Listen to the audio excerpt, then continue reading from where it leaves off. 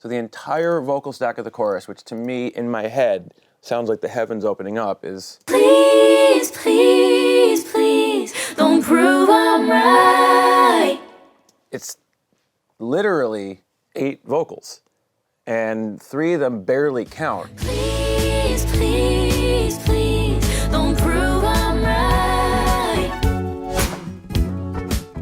I started hearing Sabrina's music a few years ago. I was always in love with her voice. There's something about certain voices, like all the greatest voices, like you just kind of stop even thinking about what's happening. You just hear the voice, like, oh, it's always existed. I feel that way about all the great singers of all time. Is it's almost like a thing that's been an old friend.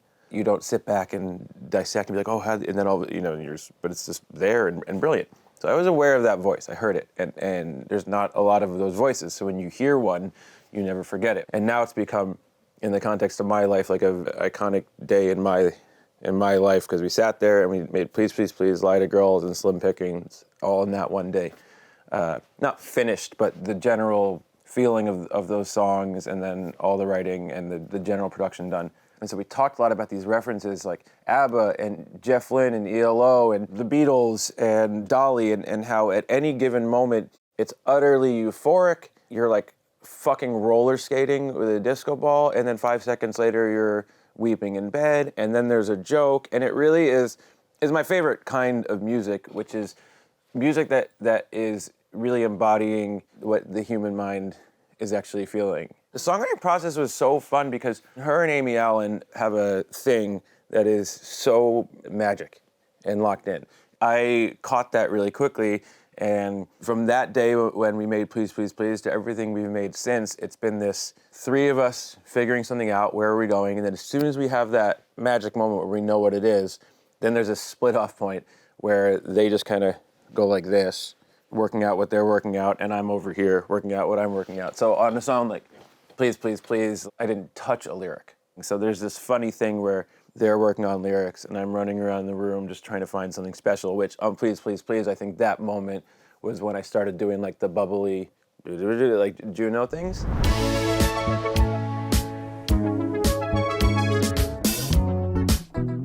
Please, Please, Please starts with a concept, and I'm on an acoustic guitar, and we're getting that structure of the song, but it was written in many ways like a kind of like a country song, you know? This is how it happened in the room in terms of writing. The second thing I did is when I started to get this world of,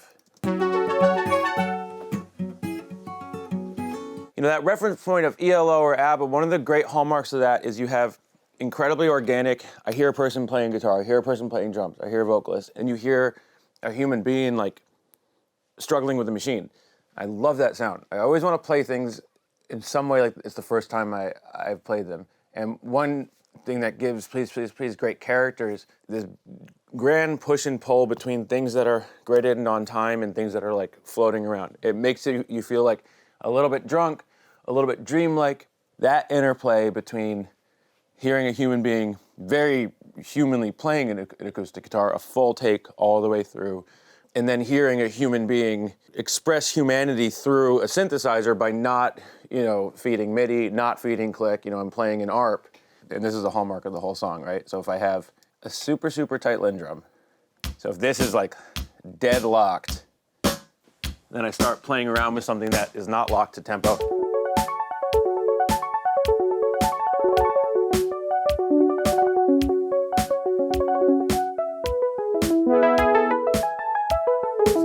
The lockness of the Lindrum makes the song looser.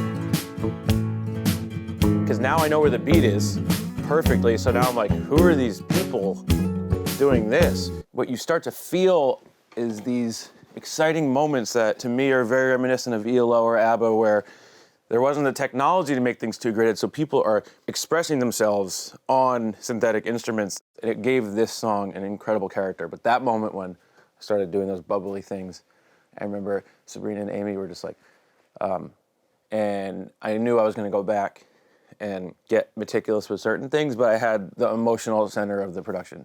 We all know in the room that it's gotta be this huge chorus, this huge shimmering, massive vocal stack. What's interesting about recording and about this song is there's actually very little going on. So what you really have is Please, please, please. you have one lead, and you have three Please, please. stacks beneath it. Please, don't prove I'm. So it's a 4-stack, but it's not. So this is the main vocal. Please, please, please. So essentially what I'm doing here is instead of using too much like reverb or delay, I'd rather just have someone do a few more takes that I can spread out. You have 2 harmonies, doubled each.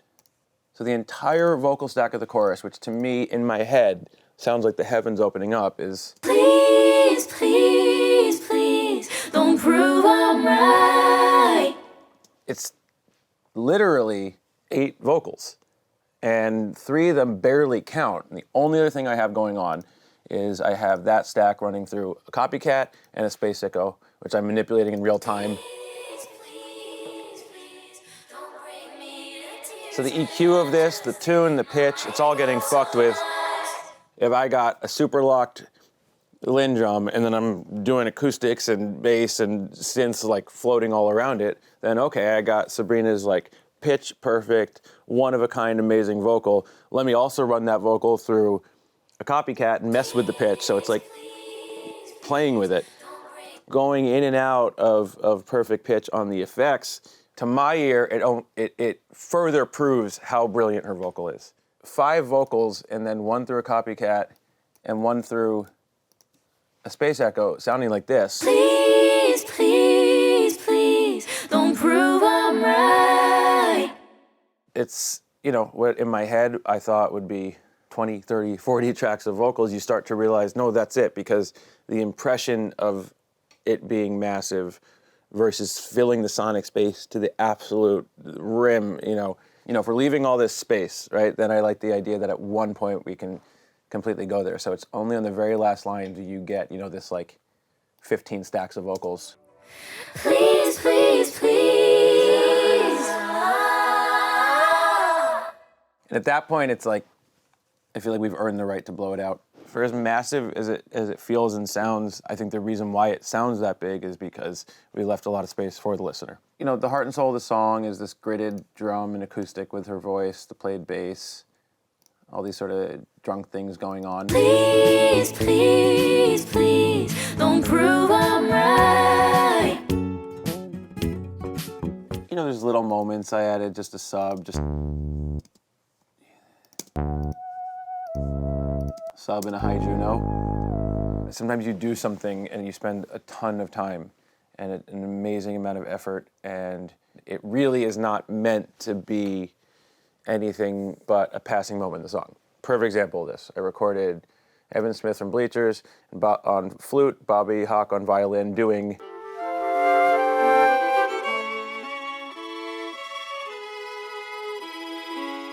and as you can see, I'm barely using them. Here's the flutes for 1 second. Here's the whole flute stack. These are all the takes, and this is what's going on. And it's absolutely gorgeous.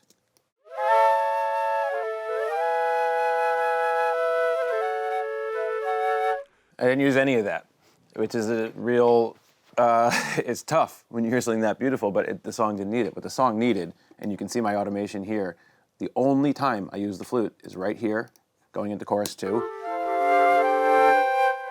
In the context of the song, it's a fucking passing moment that just was a moment, or right into the second chorus, I just wanted to introduce one new sonic that even if you didn't specifically hear it emotionally, you're like, what the fuck is that? Another welcome into a new place. I did the same thing at the end of chorus 2, and then the only other time you hear the flute is at the very end, and once again, this is not something you'd really pick up in the recording, it just kind of rises up on the final outro. In context. And so that's a moment where it's like, I used this element, this character just like flew across your head for 1 second, introducing you into another chorus. I just want, at the end of the song, almost like the end of a play, like everyone comes out and takes a bow, does every character just like say hi one more time? You don't think of Please, Please, Please as a big orchestrated string song. It's about her vocal. It is about her vocal, period. She's telling a story. But underneath it all,